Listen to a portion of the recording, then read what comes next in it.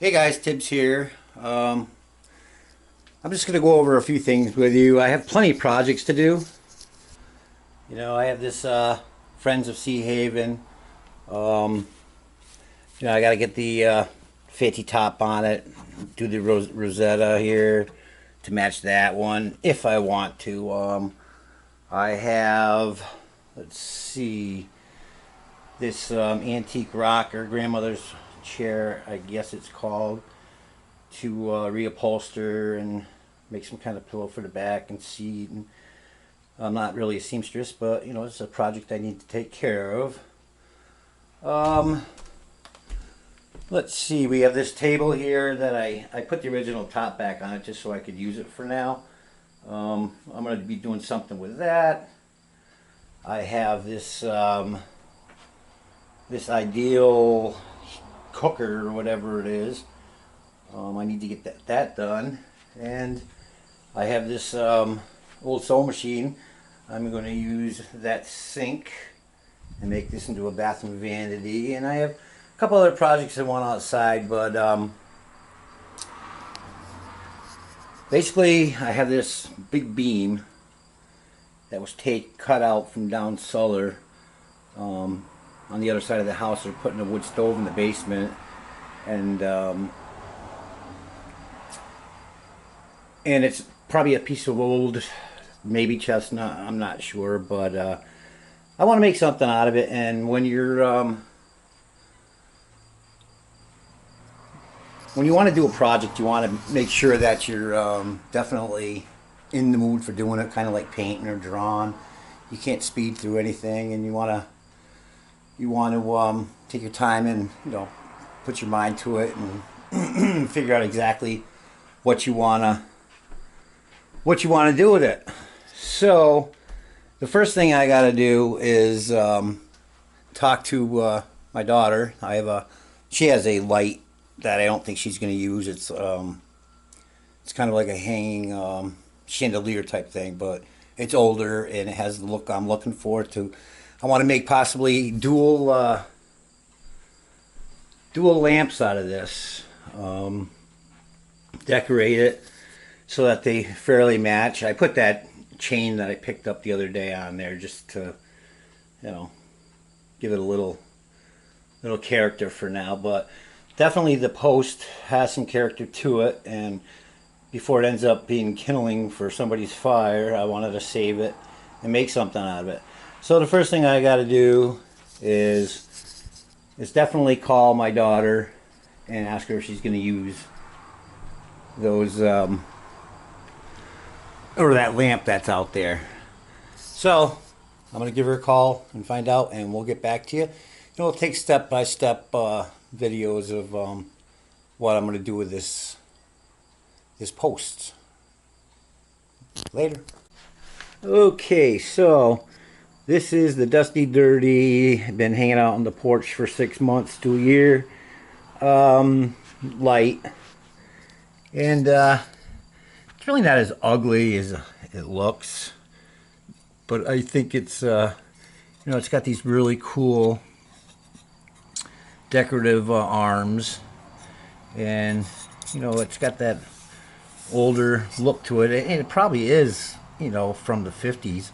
This lamp, because the house it came out of it was built in, I believe, in the 50s. But it's got these nice glass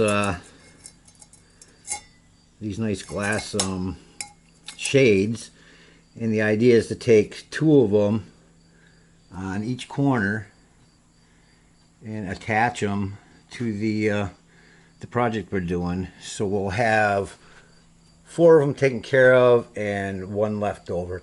And who knows, maybe I'll change my mind and come up over the top with just 1 for each of them, and we'll have 3 left over. We'll definitely try getting the look that we want and get back to you. Right now I'm going to be dismantling this thing, and hopefully we can at least get close to what we want to accomplish. Thanks. Okay, so we have the lamp taken apart, and these are, oh, that one's really dirty. Let's not use that one for an example. They're all pretty dusty, but need to be cleaned up. But anyways, this is basically what the lamp looks like, and we have about 3/4 of an inch to work with on the thickness. But they're pretty cool when they're separated from the lamp itself. I've taken it apart. These 4 came out really easy. You had to stick your hands in there and get a pair of pliers onto these bolts and unscrew them. And unfortunately, well, luckily, the 4 that we're going to use actually were put on correctly, but it's pretty impossible to take off a nut and cross thread it because it's already on. This guy, or whoever assembled this, cross threaded these threads. Of course, it can be, you know, fixed to go back on straight. But right now we're not going to be using all 5 of these. So luckily 4 were put on correctly, and those are the ones that we're going to be using. Now I am going to keep this part of the lamp just because you never know, on the future projects we might be able to use this. The rest of the junk and wiring and stuff we'll throw out or recycle, but I don't see using it in the future. So we'll get back to you when we figure out exactly how we're gonna, or what we're gonna do. Later, guys. So it's raining outside, so we're gonna take it into my workshop, which is my living room right now. These rugs and everything, I'm gonna be like redoing the inside, remodeling everything, including the rugs and floors. And so anyways, I'm not too concerned about it, but we changed our minds. You know how I can't use a chainsaw and cut up that big blocked wood? We're going to use my piece of driftwood slash stiffened, I don't know if this is probably a grapevine that really hardened, but I'm going to make the lamp out of this. We have the pre-drilled hole for the light fixture to fit in here, and one here, and that's to get the angle for the back side, so we know when we have to get the flat, we got to flatten this edge out so we can get the drill in there to countersink it to the level where there's still a safe amount of meat on the wood to put these washers and nuts in there to hold on the lights. Now I got 2 holes already set drilled up. I'm going to see if 2 is going to be enough, or if we're going to have to actually put 3 of the lamps on there. But change of plans. We got the lamp cord wiring. Pretty much a lot of what we need right here. I'm going to use this tool that I got last year to, actually beginning of this year. Very handy tool. I got the plugged in one because my friend got the battery operated one, and I just didn't want to have to deal with changing batteries, and I knew most of the time I'd be using it would be in, you know, in and around the house where I could use an extension cord. So basically we got so we know what kind of flat area we needed, what angle we needed to go at. I pre-drilled a hole through there so that I can flatten that edge out to actually get, you're never gonna get the angle when you're using a drill like this. You have to get a flat edge on there so that when you drill, all the tips of the bit are actually touching at the same time. Otherwise it's gonna grab and really screw things up. So anyways, we will bring you back when we're on our way. Okay, so we got the first one all set. We notched out right here with the tool so that it had fairly level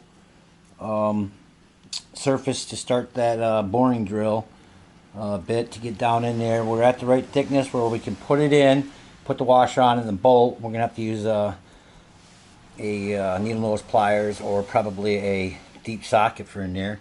But I just wanted to show you, I pre-drilled the first for the pilot for the lamp with this drill.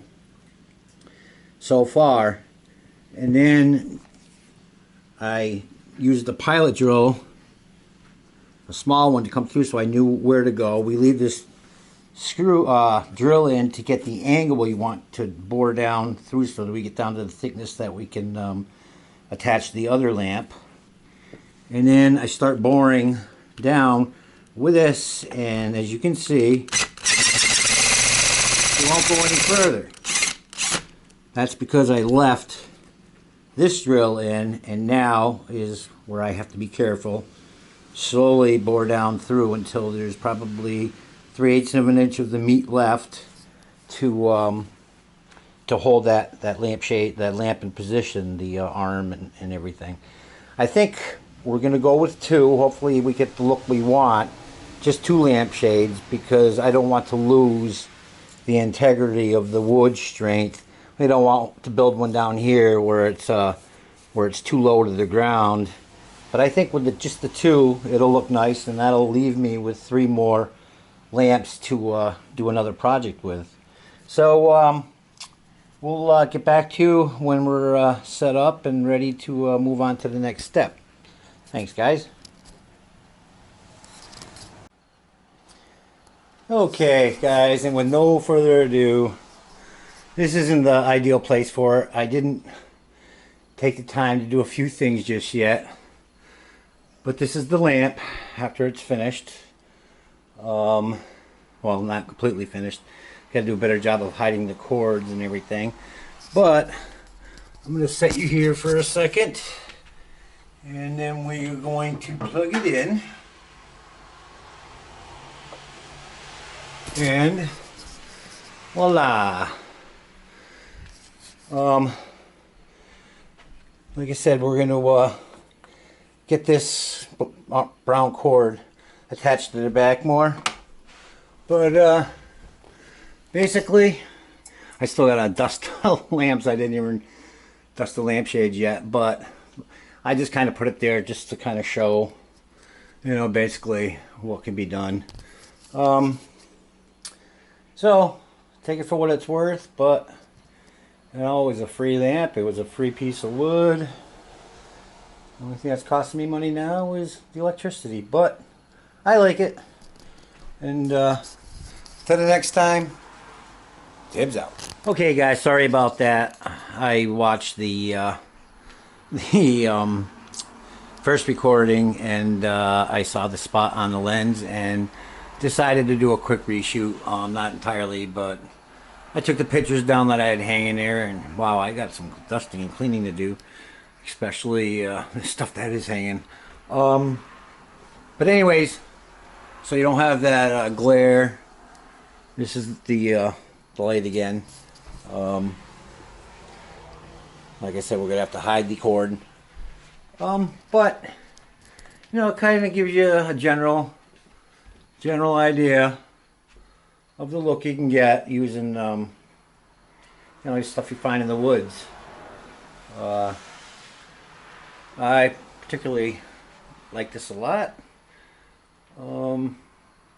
It's not, you know, where I'm going to leave it or anything like that, but anyways, I hope you enjoyed it. Please like, share, subscribe, and comment. I would appreciate it if you did. And thank you. Till the next time. Tibbs out.